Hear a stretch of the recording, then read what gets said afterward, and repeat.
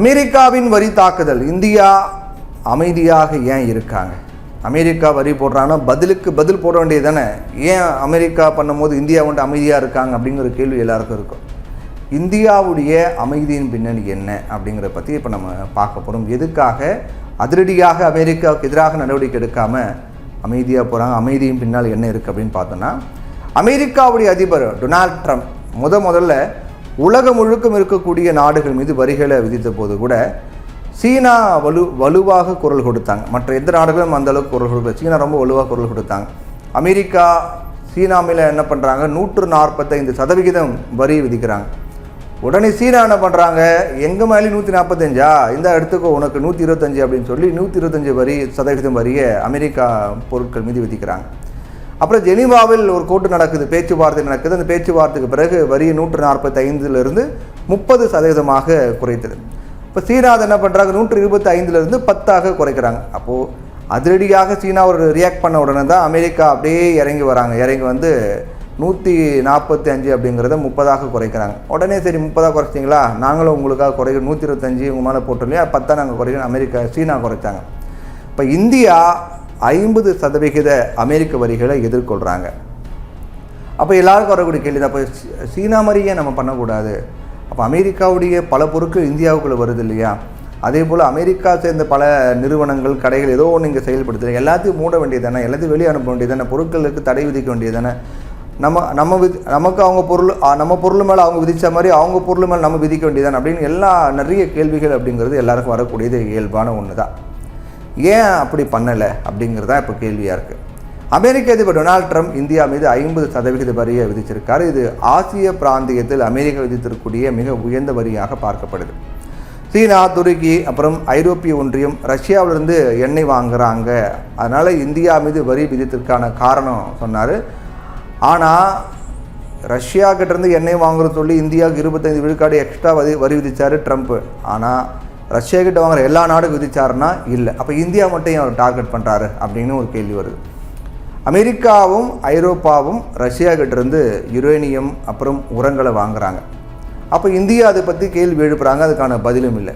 அப்போ ஏன் இந்தியாவுக்கு எதிராக இரட்டை நிலைப்பாடு பின்பற்றப்படுகிறதுங்கிற கேள்வி தான் எல்லாருக்கும் வரும். உண்மை நமக்கு பேசிக்காக 25 விழுக்காடு வரி தான் அமெரிக்கா விதிச்சாங்க. இன்னொரு 25 விழுக்காடு வரிக்கு என்ன சொல்கிறாங்க, ரஷ்யா கிட்டேருந்து நீங்கள் வர்த்தகம் பண்ணுறீங்க அதனால தான்றாங்க. அப்போ ரஷ்யா கிட்டேருந்து மற்ற நாடுகளும் பண்ணுறாங்க, சீனா பண்ணுறாங்க, அமெரிக்காவை பண்ணுறாங்க, ஐரோப்பா நாடுகள்லாம் பண்ணுறாங்க. ஆனால் எந்த நாட்டுக்கும் ஒரு வரி விதிக்கலை. அப்போ இந்தியா மீது மட்டும் ஏன் இவ்வளோ கோபம் அப்படிங்கிற கேள்வி வருது.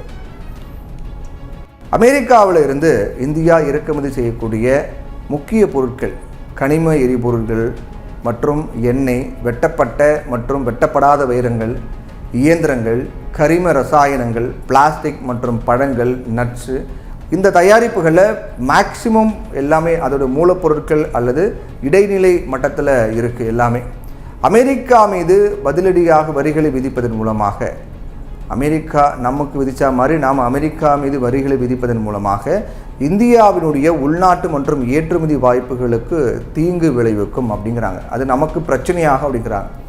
இது மட்டும் இல்லாமல் வரிகளுக்கு பதிலடி கொடுப்பது அப்படிங்கிறது சேவைத்துறைக்கும் பாதிப்பு ஏற்படுதுங்கிறாங்க. இதை தவிர்க்க வேண்டியது அவசியம். அப்போ கொஞ்சம் அமைதியாக தான் இருக்கணும் அப்படின்னு சொல்லப்படுது. சீனா மாதிரி அமெரிக்கா மீது வரிகளை விதிப்பது இந்தியாவுக்கு பொருளாதார கண்ணோட்டத்தில் எந்தவித யூஸும் கிடையாது.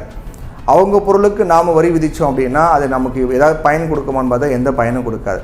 ஏன்னா நம்ம இறக்குமதி பண்ணுறது குறைவு தான். அதனால் அமெரிக்காவுக்கு எந்த தாக்கத்தை ஏற்படுத்தும் பார்த்தா பெரிய அளவு தாக்கமும் கிடையாது. அமெரிக்காவும் அதனுடைய ஐரோப்பிய நட்பு நாடுகளும் இன்னும் ரஷ்யாவோட வர்த்தகம் பண்ணுறாங்க. ஆனால் இந்தியா மட்டும் தான் குறிவைக்கப்படுது, நம்ம எல்லாருக்குமே தெரியும்.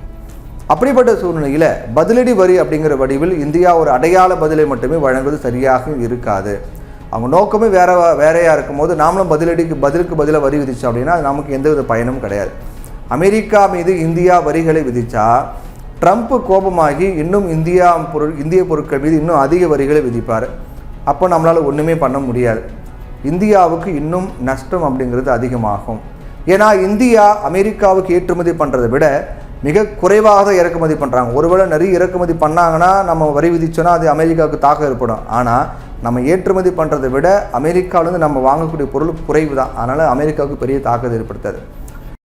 இந்தியா ஐடி செயலை ஏற்றுமதி செய்கிறதுக்கு அமெரிக்காவை தான் பெருசாக நம்பியிருக்காங்க. இந்தியாவினுடைய ஐடி ஏற்றுமதி சுமார் 140 பில்லியன் டாலர்கள் மதிப்புடையது. அப்படிங்கிறதால இந்தியா பதிலடி வரிகளை விதிப்பது சரியானதாக இருக்காது.